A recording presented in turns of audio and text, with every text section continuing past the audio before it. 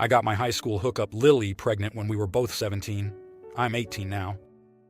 She told me she was on the pill, and like the stupid teen I am, I didn't use a condom. I don't know if she lied about being on the pill or if her pregnancy was the 0.01%. But a month and a half later, Lily and her parents showed up on my doorstep. She was crying happy tears and had a positive pregnancy test in her hands. Her parents were glaring daggers. We had a sit-down conversation with all our parents to talk about what we were going to do.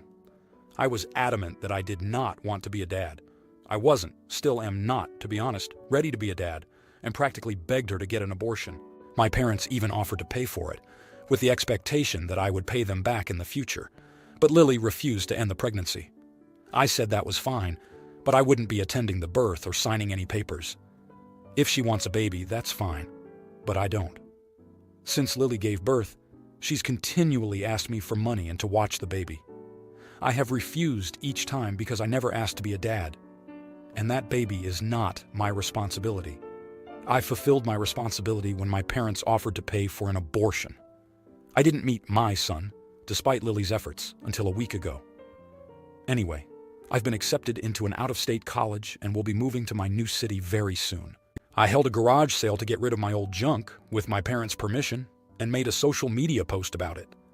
I guess one of Lily's friends was still following me and told her because Lily showed up at the garage sale with the baby and called me every name in the book because I was abandoning her and the baby by moving away for college. I tried to explain, for what has to be the millionth time, that I don't want to be a dad. She just kept yelling, and eventually my parents asked her to leave the property and threatened to call the cops for trespassing. She then left. The thing is, if I called off my college plans now, my life would pretty much be over. I don't want to stay in the same podunk town for the rest of my life because of a baby I never wanted and isn't even legally mine. Still, my parents are pressuring me to at least try to build a relationship with Lily and the baby when I'm home on break, probably because my older sister is a child-free lesbian and Lily's baby is their only biological grandchild. I don't want to build any relationship because I don't want to be a freaking dad. I don't get what's so hard to understand about that. But everyone from my parents to random kids I haven't spoken to in years have been badgering me nonstop to get involved in the baby's life. Am I the idiot? Edit. All right, y'all can stop telling me that I don't know how the law works. Clearly I've got the message. I'm going to talk to an attorney and sign away my parental rights. Clearly my cursory Google search wasn't enough. I'm going to college for engineering, not law.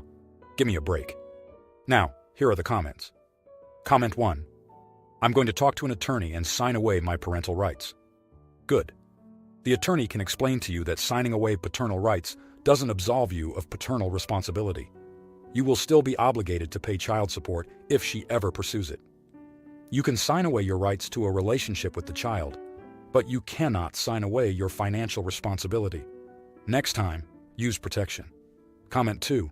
Unless DNA says otherwise, OP should stop using quotes around my. Probably needs to stop saying, not legally mine, until such time as an attorney confirms it. OP has every right to opt out of involvement in the child's life. Financially, however, why wouldn't the baby mama expect $$ for support? Comment 3. Lumpho! I'm sorry, but you sound naive as frick. Literally not how it works. You can't just discard the baby like a pet or item of clothing. Until someone adopts or a DNA test proves otherwise, you're on the hook. Now for the next story. I, 44 years old female, divorced my ex-husband, 47 years old male, 2 years ago and have been dating my boyfriend, 45 years old male, since no cheating. My ex and I were fighting a lot, but the divorce was less litigious than expected. My ex-husband James and I were married for 21 years. In the state of Massachusetts, I, as his ex-spouse, was able to stay on his group health insurance. In addition, the judge ordered that since I stayed home to raise our 4 kids, 21 years old male, 19 years old female, 18 years old male, 16 years old male, that I get alimony for life, or until I, only I, not my ex, remarried. In terms of health insurance, I'd lose it if either James or I remarried. However, James has been very open about the fact that he hates the idea of marriage/marrying again, even more than he hates me still being covered under his health insurance policy.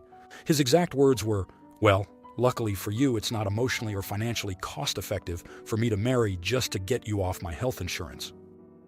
For the entire length of our marriage, part of the reason I didn't work is because my ex is a doctor, and after doing calculations, we realized I'd never make enough to even get close to covering the childcare costs for 4 kids.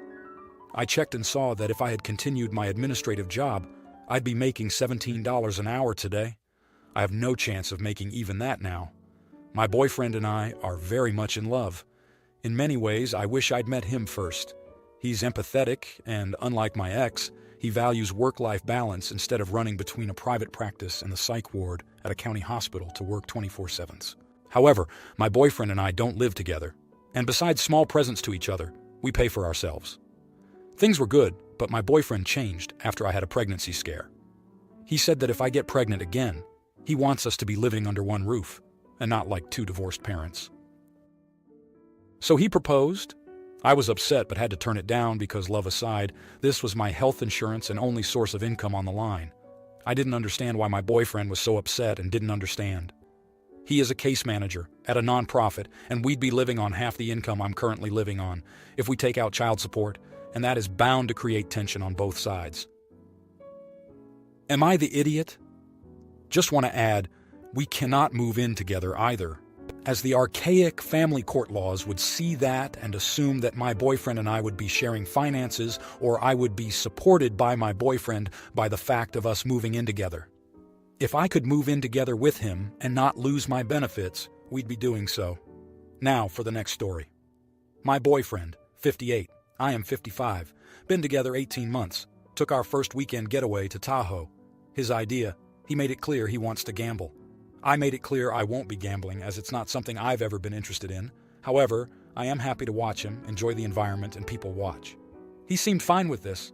First night was fun. He played poker, I watched, learned a lot, and enjoyed it all. We went to a lovely dinner, had nice food and drinks, and he gambled the rest of the night with me completely content observing.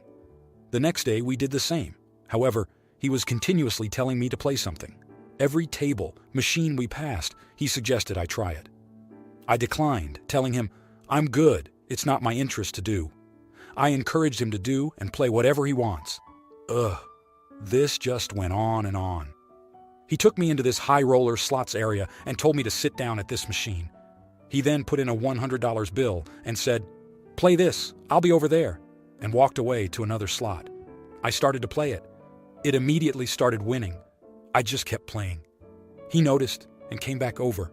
He was so excited. I was up to $10,000 in winnings. He was going bonkers with excitement. I was just laughing. It seemed really weird, but it was fun to see him so happy. I played it for about 35 minutes. It was at $15,000. I said, I'm done, and cashed out. We went to the cashier with my ticket, and she gave me $15,000. It was crazy. All I thought was easy come, easy go, and why people have gambling issues. I immediately gave him his $100 back. He said, WTF is this? I said, your money you put into the machine. He said, oh hell no, you owe me $7,000. I asked, how do you figure that? Of course he went on and on, how if he didn't put me in that seat, at that slot with the $100, I would never have won anything. All I could say is, yeah, but that was also a gamble on your end. I could have just lost your $100. So we aren't together anymore. And I kept all my winnings. Am I the idiot for not giving him half my winnings? Thanks, FYI. I've never asked anyone else their opinion on this matter. Now, here are the comments. Comment 1. As a for-profit poker player who is around casinos a lot, if you back someone else in a game, that is, put up the money, it's standard that you would split any winnings 50-50. You pulled the lever, but he put up the money and took all of the risk. If you only give him the $100 back, you're free-rolling him, meaning he had nothing to gain and could only lose. That being said, any slots win above $1,200, threshold may vary, is going to result in a W-2G tax form, and you'll absolutely need to pay taxes on it. The IRS is sent a copy of the form, so don't try to dodge it. So his share should be 50% of the net profit after you set aside a percentage of the total for taxes, percent based on your tax bracket. I realize you're not a gambler and wouldn't have known this, but it's also common sense morally, especially if you're in a relationship. Sounds like you let the greed take hold. Comment 2. I definitely would have split it because that's honestly the right thing to do. but that would be split after taxes. See, when you win anything over $500, let alone $15,000, you get taxed on it. Before even the clerk giving that much, you would need to show a few forms of ID, fill out tax forms and all that. You can't just go to the counter and get $15,000 just like that. Comment 3. You're the idiot, but it seems to be due to ignorance instead of malice. As others have said, normally, if someone is giving you money to gamble and encourages you to use the machine that jackpots, you split the money. You didn't want to play at all. Just be happy with the $7,500 you got for free. Now, for the next story. My wife is 34 weeks pregnant, and throughout this whole pregnancy, her two consistent cravings are fresh mango and strawberries. I make sure to keep them stocked in the fridge at all times because I know she will 100% get up in the middle of the night and go straight to the fridge looking for these items. The amount of joy she gets from these two pleasures are insane. She generally is good-natured anyhow, but seeing that I stock the fridge with these two snacks and showing how much I care makes her love me even more. Her words. My sister, 46, asked to stay with us for a few weeks because her and her husband are on the rocks and she had nowhere else to go. I asked my wife about it and she said that was fine as long as they were gone by the time she had the baby, which I agree with. I tell my sister and she said she would make sure to be gone before then. We weren't even charging her rent or anything. The only stipulation I had was that they buy all their own food because my wife and I tend to eat rather healthy, and it gets expensive quick, so we can't be cooking meals together. She agreed to the terms. It didn't even take 3 days for my sister and my niece, 12, to eat every single bit of fruit that I had stocked in the fridge for my wife. The first time around, I told them to simply not touch the fruit. My sister apologized, and that was the end of it. However, a few more days go by, and I notice, again, that the fruit is gone. I asked my sister about it, and she said it must have been my niece, and that she would speak to her. But yesterday I came home after an appointment with my wife, ultrasound, and there's my sister, dipping the strawberries into a case of sugar and eating them while scrolling her phone. My wife immediately looks defeated and says, "I'm just going to go lay down." She looked extremely hurt. My sister says I only had 2 and tries defending her actions, and I tell her at this point that she needs to leave. She starts scolding me. "You're really kicking me and your niece out over fruit? Are you serious?" So I said yes, and told her she had an hour to get her stuff and leave. I'm being told by several people that I overreacted, that my sister needed me during her hard time, and I just proved that family means nothing over food. Am I the idiot? For context, she gets food stamps, so she has EBT to get her own fruit if she so chose. She just never did. Now here are the comments. Comment 1. Not the idiot. You're not kicking her out over fruit. You're kicking her out over the fact that she has no respect for you, your wife, or your very reasonable and clearly stated boundaries. There are few things I hate more than when people try to trivialize your reasonable boundaries with comments like that. NGT. You're really kicking me and your niece out over fruit. Are you serious? It's not about the fruit. It's about the fact that you set one single boundary, and they willfully and repeatedly disrespected, disregarded, and violated said boundary. Comment 2. Not the idiot. It's not about the fruit. It's about respect and boundaries, which she clearly refuses to accept. She is showing entitlement. You don't have to give her a place to stay, regardless if she is family or not. You chose to be kind and give her a place to stay and not even charge her anything. You gave her one rule, and instead of respecting it, she chose to ignore the rule multiple times, even after being reminded about it. No idiots here. Kick her out. If anyone has any problems with it, then tell them they can open up their home to her. Comment 3. Not the idiot. You had one simple rule she could not abide by. It's extremely disrespectful of her considering the huge amount of help you offered. Your house, your rules. She can leave. If you liked this video, you'll probably like these too. Also, while you're here, please consider subscribing. It's your support that keeps this channel alive and allows me to make better and longer videos. Have a great day.